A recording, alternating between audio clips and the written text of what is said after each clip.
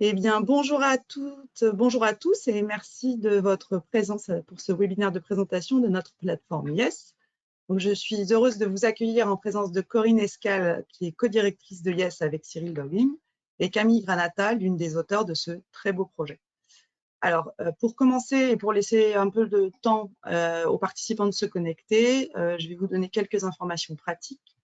Donc, on a prévu une présentation d'environ 25 minutes de la plateforme, suivie d'une dizaine de minutes d'échange pour répondre à vos questions. Alors, vos questions, vous pouvez les poser, il n'est pas nécessaire d'attendre la fin de la présentation, vous pouvez les poser au fur et à mesure via l'onglet dédié dans l'interface à votre disposition à droite de votre écran, et je les poserai toutes à la fin, à la suite de la présentation. On essaiera évidemment d'en traiter un maximum, mais pour celles qu'on n'aura pas le temps de traiter, on vous répondra par la suite par mail.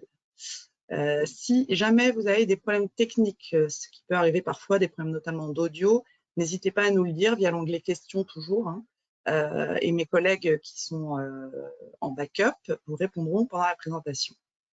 Et enfin, dernière information, pour les personnes qui seraient connectées en audio uniquement, il y a une présentation PowerPoint qui va être diffusée, puis une visite de la plateforme en direct.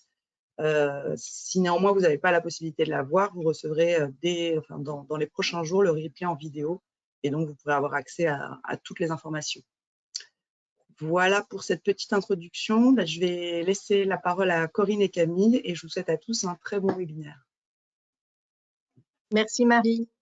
Nous vous remercions de nous retrouver aujourd'hui pour cette présentation de Yes, une plateforme qui permet de développer les activités langagières des élèves selon une progression qui suit les paliers du CECRL. La montée en compétences des élèves dans les 5 activités langagières est un enjeu majeur de l'enseignement des langues vivantes. Or, il est parfois difficile pour un élève de savoir comment accéder d'un niveau vers le niveau supérieur. Concrètement, qu'est-ce que passer du niveau A2 vers un niveau ou à un niveau B1 en production écrite par exemple? Et surtout, que faire et comment faire pour y arriver? Donc la plateforme Yes définit des stratégies à acquérir et propose aux élèves des parcours explicites et ludiques pour atteindre cet objectif. Le numérique permet une approche individualisée et progressive qui donne le droit à l'erreur et au recommencement selon son propre rythme. Il permet à l'élève de gagner en confiance, en compétences et en estime de soi. Yes est donc un outil allié pour la préparation de vos élèves de lycée au baccalauréat, puisque les élèves sont évalués dans les 5 activités langagières, déjà pour la réussite de ce diplôme et aussi pour la délivrance de l'attestation. Il peut être également un outil à utiliser dès le collège, puisque le plan langue donne comme objectif suivant: d'ici 2025, plus de 80% des élèves doivent atteindre en fin de 3e au moins le niveau A2 en anglais, le niveau B1 étant visé dans au moins 1 ou 2 activités langagières. Si nous revenons sur les résultats obtenus au test EVALangue en 2022, ces résultats étaient préoccupants puisqu'ils étaient en dessous des 50%. Donc, atteindre 80% est un objectif important, certes ambitieux, mais tout à fait possible avec entraînement et stratégie. Alors, notre équipe, l'équipe de Yes, est une équipe d'auteurs composée de 10 enseignants qui enseignent au lycée avec un profil très varié. Certains d'entre eux enseignent en filière générale ou en filière technologique, voire les deux. Certains ont également en charge des BTS et d'autres ont un ancien parcours au collège. Certains ont enseigné en SECPA, ils ont également enseigné en section Ulysse. Dans la conception de la plateforme, les auteurs ont à cœur d'accompagner les élèves tout en leur permettant de progresser, en leur laissant une marge d'autonomie dans la prise en charge de leur propre travail. Et c'est donc tout ce cheminement dans la façon de concevoir la plateforme que vous allez découvrir dans la démonstration qui va suivre. Alors, en ce qui concerne la conception de la plateforme, justement, il a fallu nous mettre à la place de nos élèves afin de décortiquer tous les petits obstacles à la compréhension d'un texte ou encore à la compréhension d'un interlocuteur. Et quand je parle d'obstacles, ici, j'en parle en termes larges, obstacles en termes de lexique, mais aussi d'intonation, ou encore obstacles en termes de stratégie de communication. Il a fallu déconstruire tout ce qui nous paraît fluide en tant qu'enseignant et se poser, réfléchir à par quelles étapes puis-je faire passer mon élève en difficulté pour lui faire comprendre ce que d'autres élèves saisissent avec les méthodes habituelles. Alors, merci à toutes les deux pour cette introduction. Nous allons pouvoir maintenant évoquer avec vous tout ce que cette plateforme apporte à la fois à l'enseignant et aux élèves. Donc, Camille, je vous redonne la parole à ce sujet. Merci Marie. Alors, je vous propose d'abord de nous intéresser au plus de la plateforme côté enseignant, c'est-à-dire à la plus-value qu'elle peut apporter dans l'exercice de notre métier. Tout d'abord, Yes permet de faire travailler nos élèves sur des éléments très précis sur lesquels nous ne nous arrêtons pas forcément en classe. Ici, je peux prendre exemple sur la première stratégie de la partie consacrée à l'EOI, l'expression orale en interaction. Cette première stratégie s'intitule « Identifier les mots-clés de la question de mon interlocuteur ». En classe, c'est vrai, nous aidons nos élèves à repérer un mot-clé dans un document précis. Nous mettons en place des balises afin d'accompagner nos élèves lors des activités de réception sur des thématiques bien précises en lien avec notre séquence précise elle aussi. Mais prend-on vraiment le temps ou a-t-on vraiment le temps de se poser à côté de notre élève en difficulté et de lui expliquer de manière très détaillée comment peut-il reconnaître un mot-clé à l'oreille? Quelle est la syllabe dans ce mot-clé qui va lui faire comprendre que ce mot est important? Et encore, comment peut-il faire le lien entre ce terme repéré grâce à une syllabe accentuée et d'autres repères autour du document ou dans le visuel, si c'est une vidéo par exemple? Toutes ces questions, en gardant en tête que nous souhaitons que nos élèves soient capables de transférer les stratégies travaillées dans des documents différents lorsque nous changerons de thématique. Grâce à la plateforme, nos élèves vont pouvoir apprendre à reconnaître un mot-clé grâce à des exercices leur faisant travailler l'intonation, mais aussi la nature grammaticale des mots, le langage non verbal parfois aussi. Et cela leur permettra de comprendre pourquoi ils utilisent des mots-clés et pourront s'en servir par la suite. Et c'est pour cela que nous avons choisi de ne pas nous limiter à un seul ancrage culturel et lexical pour chaque stratégie. Nous avons fait ce choix de ne pas nous inscrire dans une seule unité thématique. Et cela peut paraître perturbant au premier abord, mais ce choix de plusieurs ancrages découle d'une volonté d'aider nos élèves à travailler tout type de documents, toute thématique lexicale, pour travailler des stratégies bien ciblées et pouvoir les transférer par la suite. J'ajouterais également que Yes est un outil qui propose un entraînement à la carte. Habituellement, en classe, nous proposons des documents avec 2 ou 3 guidages variés pour nos élèves ou encore 2 ou 3 documents différents, dans le but de nous adapter bien sûr au niveau de chacun de nos élèves. La plateforme va venir ici compléter notre travail en classe, puisque en fonction des difficultés variées de nos élèves, ces derniers pourront travailler en autonomie sur la plateforme afin de se remettre à niveau non plus au sujet d'un document ou d'un groupe de documents, mais au sujet de toute une activité langagière. Et ici, je laisse la main à Corinne concernant la suite des apports de la plateforme. Merci Camille. Alors, un autre avantage de la plateforme Yes est qu'elle peut être utilisée pour les remplacements de courte durée, notamment proposés dans le pacte enseignant. En effet, nous savons qu'il n'est pas toujours aisé d'adapter les contenus à une classe que l'on découvre et sur un temps limité. Donc, c'est là que Yes peut venir en renfort, car elle va permettre aux enseignants de proposer à des élèves que l'on connaît peu un entraînement adapté aux aisances et aux difficultés de chacun, ce qui va venir soutenir le travail sur les documents que l'on fait en classe. Nous pouvons aussi envisager de travailler la plateforme lors des séances d'accompagnement personnalisé ou de devoirs faits, puisque Yes est un outil qui vise à faire progresser nos élèves de manière plus individualisée qu'on ne peut le faire en classe, mais aussi en articulation avec le travail, par exemple, de l'assistant de langue. Je vous propose à présent de nous intéresser au plus de la plateforme côté élève.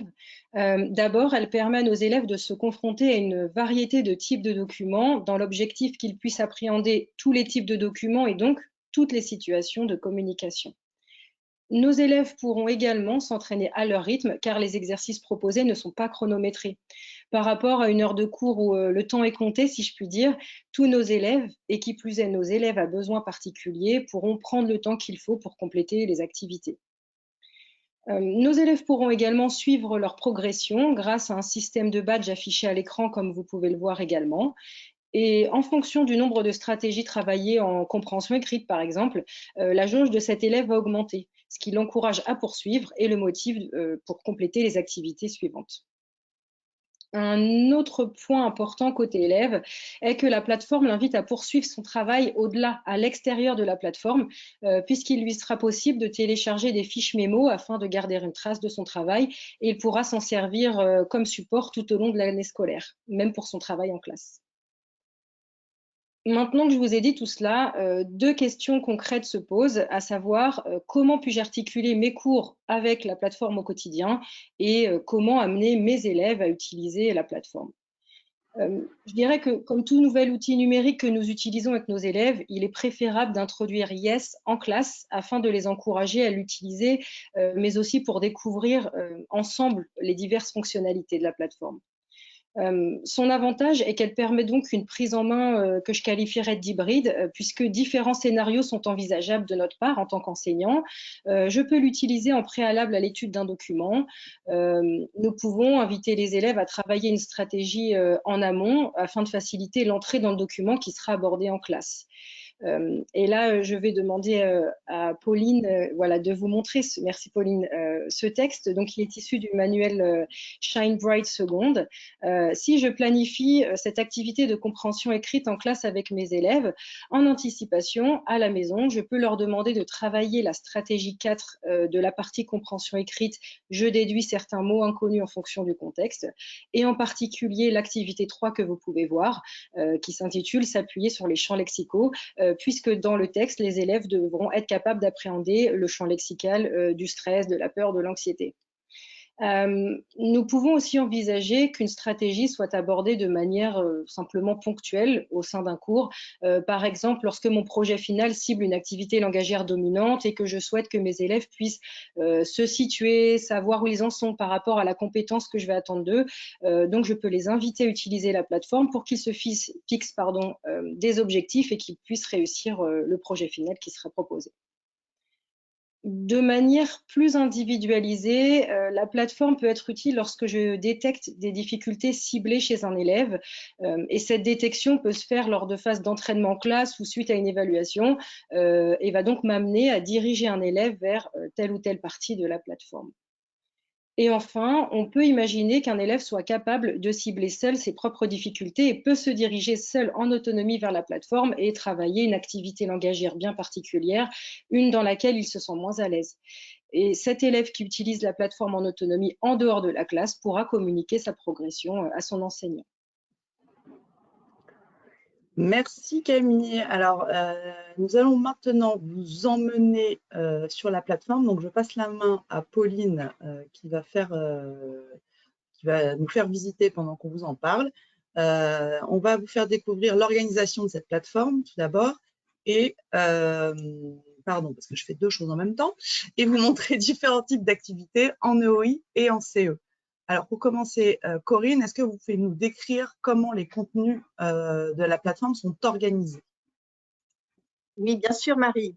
Alors, nous avons opté pour une structure récurrente, rassurante pour les élèves. Donc, chaque activité langagière est structurée de la manière suivante. Tout d'abord, nous avons un warm-up. Donc, dans cette partie, les élèves trouveront une vidéo d'accueil qui leur explique en quoi consiste l'activité langagière qu'ils s'apprêtent à travailler. Cette vidéo se veut rassurante afin d'encourager l'élève à ne pas baisser les bras face à ses difficultés dans la langue cible. Dans ce warm-up, l'élève trouvera également un jeu de flashcards qui introduit le vocabulaire utilisé dans les consignes afin que les consignes ne soient pas un obstacle lorsqu'il travaille chaque stratégie. Ensuite, nous avons une autre étape qui s'intitule Builder Strategies. Cette étape est divisée par niveau de cadre, décomposée en tout d'abord 12 à 14 stratégies classées par niveau et ensuite un test de positionnement à la fin de chaque niveau. La partie stratégie est la partie qui permet de construire le bagage des élèves. La partie test de positionnement est celle qui va vérifier que l'élève parvient bien à mobiliser les outils dans des situations inconnues. Les tests de positionnement ont été conçus sous la forme de tests standardisés, type QCM, et le quiz fait explicitement appel aux stratégies travaillées pour que le lien s'établisse très clairement dans l'esprit des élèves entre entraînement et évaluation. Alors, je vous propose de poursuivre en vous présentant de manière détaillée la partie Build Up Your Strategies dont Corinne vous a parlé. Et là, je vais m'appuyer sur la partie expression orale en interaction. Alors, chaque stratégie est formulée grâce à un verbe d'action afin que l'élève soit pleinement acteur de ses apprentissages. Et c'est ce que vous pouvez voir en haut de votre écran surligné. Je réagis lorsque je ne comprends pas un mot ou une phrase. Chaque stratégie également démarre par une phase de Get Started que vous voyez sous vos yeux. Ce Get Started est composé de différents exercices destinés à expliciter les enjeux de la stratégie. Et dans cette partie, il n'y a pas d'exercice de production volontairement puisque cette partie fonctionne comme une introduction aux activités qui vont suivre. Et comme vous pouvez le voir en même temps que je vous parle, l'élève fait apparaître les exercices au fur et à mesure qu'il les réalise. Cela lui permettra de ne pas être effrayé par la longueur du parcours, mais aussi de rester concentré sur l'exercice en cours. Après cette phase de Get Started, les élèves vont pouvoir travailler plusieurs activités qui expliquent en détail les méthodes à acquérir afin de maîtriser la stratégie. Comme vous pouvez la voir, ici vous êtes dans la première activité qui suit le Get Started. Construire cette partie expression orale en interaction a constitué un véritable challenge, à savoir comment proposer à un élève de travailler en autonomie une activité langagière d'interaction. Nous avons donc fait des choix pour répondre à cette problématique. Tout d'abord, les documents authentiques concernent tous des scènes d'interaction, mais de type varié, que ce soit un appel visio, un débat, une interview, une rencontre en pleine rue. Vous pouvez voir à l'écran, donc précédemment, vous avez pu voir un échange au Parlement britannique, merci, et également l'interview d'un boxeur professionnel. Également, une scénarisation concrète est annoncée à l'élève en tête de chaque activité et lui indique le type d'interaction qu'il sera amené à produire après avoir complété les exercices, comme ici où on met les élèves dans la peau de quelqu'un qui séjourne à l'hôtel. Tout en bas en fait des activités, l'exercice de production à la fin permet à l'élève de s'enregistrer avec le petit écho de micro pour réagir à un audio et donc pour réagir à un interlocuteur ou une interlocutrice. Voilà, c'est ce que vous pouvez voir, donc l'audio puis la fonction enregistrement. Dans les enregistrements, nos élèves ont la possibilité à la fois de s'écouter, comme vous pouvez voir sous vos yeux maintenant. Ils peuvent aussi effacer l'enregistrement pour pouvoir le recommencer. Et enfin, ils pourront télécharger l'audio enregistré. Parfois, au lieu de réagir à un audio, nous proposons aux élèves de s'enregistrer avec un camarade pour favoriser une interaction plus vraie que nature, comme vous pouvez le voir également. D'autre part, nous avons eu à cœur de véritablement accompagner nos élèves vers la réussite. Par exemple, lorsqu'un élève ne réussit pas les exercices du premier coup, il dispose d'une deuxième tentative. Et c'est ce que vous pouvez voir sur le bandeau rouge qui s'est affiché en bas de l'écran. Lors de cette deuxième tentative, des indices vont apparaître sur la droite de l'écran en cliquant dans la phase réessayer. Voilà, comme vous pouvez le voir. Ces indices visent à guider l'élève afin de pouvoir répondre correctement à l'exercice proposé. Notez que tous les exercices ne disposent pas forcément d'indices, hein, ils en ont lorsque cela est pertinent. Également, le script de l'audio à enregistrer dans l'exercice est parfois proposé à l'élève. Voilà. Et c'est le cas, c'est un choix qui a été fait lorsque l'audio est long ou alors lorsque l'élève n'a pas encore visualisé les expressions utilisées ou encore lorsqu'on lui demande de se concentrer précisément sur l'intonation. Lorsqu'on descend tout en bas de la page, dans l'exercice de production finale, le corrigé permet d'écouter un exemple de conversation complète, comme vous pouvez le voir là. Et à la fin des deux tentatives, le script de cet audio de correction apparaît à l'écran pour l'élève. Et voilà. Merci Camille et merci pour tout ce travail que vous avez fait sur l'OI et toute la réflexion derrière ce bel outil. Maintenant, Corinne, je vais vous laisser la parole pour nous en dire un peu plus sur la CE. Donc, on va changer de type d'activité.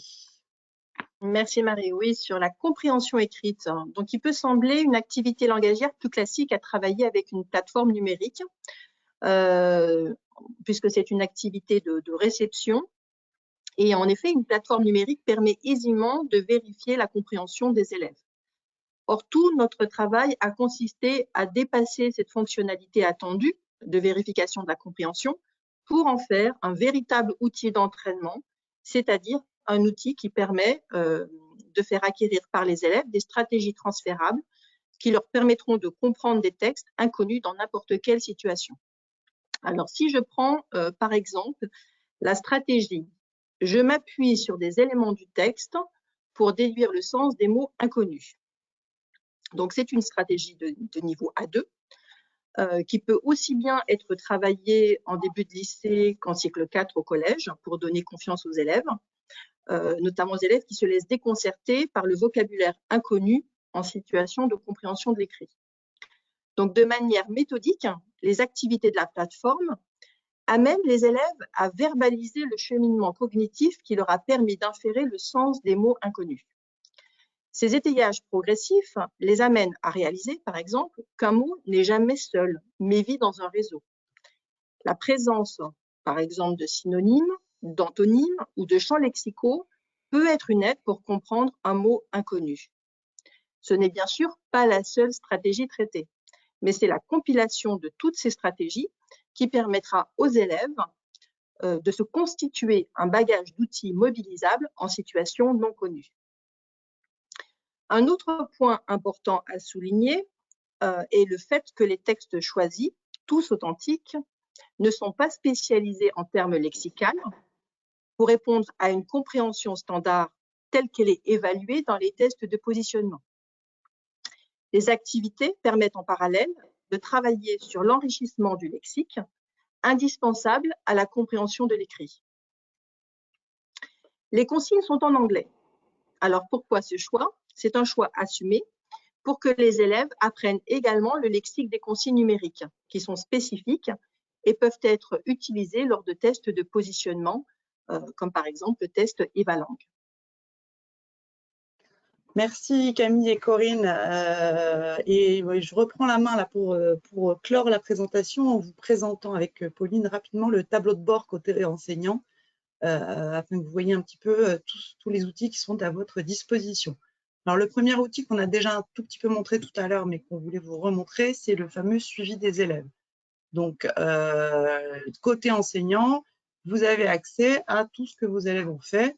Donc là, c'est une classe avec 3 élèves, mais évidemment, il peut y avoir plus de 3 élèves. Vous avez une vision sur le score global, c'est-à-dire ce qui a été fait et réussi, le temps passé sur cette stratégie. Vous avez également la possibilité d'aller voir en détail le travail de l'élève, donc où est-ce qu'il a fait des erreurs, ce qui permet ensuite d'échanger avec lui éventuellement sur ce qu'il doit retravailler. Le deuxième élément dont je voulais vous parler, c'est la possibilité de créer des groupes. Alors cet outil permet effectivement de créer des groupes, ça peut être des groupes de niveau, des groupes par compétences, tout type de groupe que vous voudriez créer, et de manière à pouvoir assigner à ces groupes des parcours différents. Et ça m'amène à la fonction devoir, puisque c'est via cette fonction que vous pouvez attribuer des parcours différents. Donc cette fonction devoir vous permet de créer un devoir. Donc voilà, on met devoir. On peut écrire une petite consigne pour les élèves. Ensuite, on peut aller sélectionner dans la plateforme les éléments qu'on veut faire travailler aux élèves. Donc, par exemple, cette première stratégie A2 en CE. Ensuite, il y a la possibilité éventuellement aussi d'ajouter un document personnel. Je ne sais pas si, par exemple, l'activité de la stratégie est travaillée en amont d'un document à travailler en classe. Vous pouvez tout à fait ajouter ce document. Vous pouvez également ajouter un lien Internet via le dernier onglet. Quand vous avez fait ça, eh bien, on valide, on attribue, c'est-à-dire qu'on choisit à quels élèves ou à quel groupe on envoie ce devoir de manière assez intuitive. Voilà, on envoie tout le monde. Et enfin, sur le dernier écran, vous pouvez paramétrer une date de début et une date de fin, c'est-à-dire si vous voulez qu'il vous ait rendu ce devoir avant vendredi 17 h. Voilà pour la plateforme côté enseignant. Donc on a terminé, je vais reprendre la main pour vous montrer à nouveau mon écran. Je voulais aussi vous dire, oui, que vous allez prochainement avoir à disposition un guide pédagogique partie enseignant et un guide d'utilisation destiné aux élèves. Donc c'est important dans la prise en main de la plateforme de montrer, d'analyser ces éléments parce qu'il y a un certain nombre de choses évidemment qui peuvent être nécessaires à appréhender. Et enfin, je vais vous afficher à l'écran des informations utiles si vous souhaitez commander la ressource. Donc, je vais essayer d'afficher mon écran. Est-ce que ça fonctionne? Non, je ne vois pas. Vous ne voyez rien? Non. Alors, j'essaye encore. Voilà. C'est bon. C'est bon, voilà. Donc, sur cet écran, donc, des informations si vous souhaitez tester ou commander la ressource.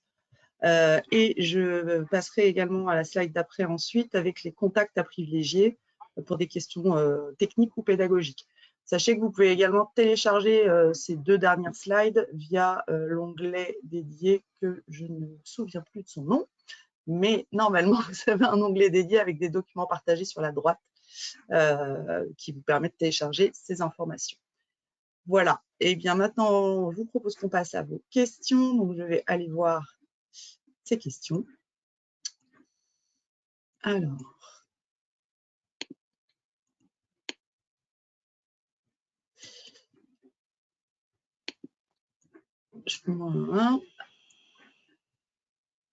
alors oui, donc une question à propos des groupes. Lorsque vous parlez de créer des groupes, cela signifie-t-il que la plateforme a accès à nos listes d'élèves sur l'ENT? Alors, la plateforme, en fait, elle est disponible via le GAR, donc vous pouvez y avoir accès effectivement via votre ENT, ce qui permet que vous intégriez vos élèves comme utilisateurs de la plateforme et ensuite créer vos groupes sur la plateforme. Ça se fait donc de manière assez fluide et transparente.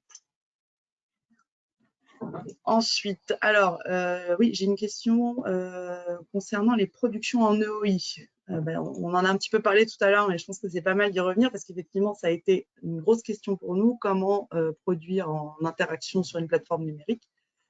Donc, Camille, est-ce que vous pouvez revenir sur ces éléments peut-être? Alors, tout dépend du type de production. Parfois, on propose à l'élève de réagir de manière spontanée à un audio et il peut à chaque fois s'aider d'un tableau récapitulatif qui contient toutes les informations attendues. Mais d'autres fois, on lui propose de s'enregistrer avec un camarade, notamment parce qu'on a pris en compte le fait que parfois, nos élèves n'ont pas le choix de se rencontrer à l'extérieur de l'établissement. Et donc, en passant par un numérique fourni par l'ENT, ils peuvent, par exemple, soit que ce soit en classe ou lors des temps d'études, utiliser l'ordinateur du conseil régional pour s'enregistrer tous les deux. Et de la même manière que ce soit une voix ou l'invitation à s'enregistrer avec un camarade, à chaque fois, ce tableau récapitulatif des informations est présent. Et dans les stratégies plus complexes, notamment celles qui passent de B1 à B2, nous avons prévu un encart afin que l'élève prenne des notes. Et c'est prévu dans le cas où le contenu attendu, disons, serait plus chargé et plus complexe. Voilà. Merci Camille. Alors, prochaine question. Oui, ça aussi c'est une question importante. Suis-je obligée de passer par la plateforme pour avoir accès aux audios enregistrés par mes élèves? Effectivement, on a montré la fonction de téléchargement et la fonction qui permet à l'enseignant d'aller voir le travail, mais est-ce qu'il y a une autre solution, Camille? C'est-à-dire que si vos élèves téléchargent les audios sur leur ordinateur et que vous préférez travailler avec eux de la manière habituelle en passant par un édu-nuage ou par l'ENT, vous pouvez très bien demander aux élèves de déposer cet audio dans votre casier numérique. Comme ça, vous ne changez pas complètement vos habitudes de travail avec vos classes. Camille. Une autre question effectivement qui a trait et qui nous a effectivement beaucoup occupé, c'est les traces que l'élève garde de son travail. Donc ça, je peux répondre si vous voulez. Donc, on vous a parlé tout à l'heure assez rapidement des fiches mémo, c'est-à-dire que sur le dernier écran de chaque stratégie, les auteurs ont conçu une fiche mémo, c'est-à-dire l'essentiel à retenir avec un tableau récapitulatif sur les activités travaillées. Donc cet élément-là déjà est téléchargeable et l'élève peut le conserver. L'élève peut également, enfin pourra à partir de septembre, c'est en train d'être développé mais ce sera prêt en septembre, imprimer ses productions écrites et également télécharger ses productions audio. Donc ça permet effectivement de garder trace de tout ce qu'il a fait sur la plateforme. Alors, je regarde si j'ai encore des questions.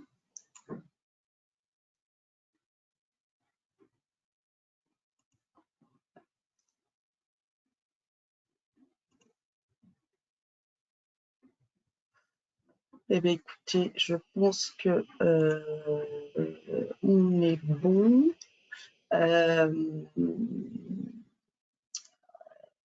je vérifie juste parce que j'ai mon écran qui bug un petit peu. Voilà. Donc, bah, écoutez, je pense qu'on est bon. Je vais laisser la parole à Camille et Corinne pour clore ce webinaire. Et je vous remercie à nouveau tous de votre attention. Et n'hésitez pas à nous envoyer d'autres questions si vous en avez. Merci à vous tous. Et puis, nous souhaitons vraiment beaucoup de plaisir avec cette plateforme numérique, à la fois pour vous enseignants et aussi pour vos élèves. Et merci à vous tous également. Et j'espère que vous trouverez autant de plaisir à utiliser cette plateforme comme support pour votre travail en classe avec nos élèves. Et voilà, autant plaisir qu'on a eu à la construire. Et voilà, tout simplement. Merci à tous et très bonne soirée. À bientôt. Au revoir. Au revoir.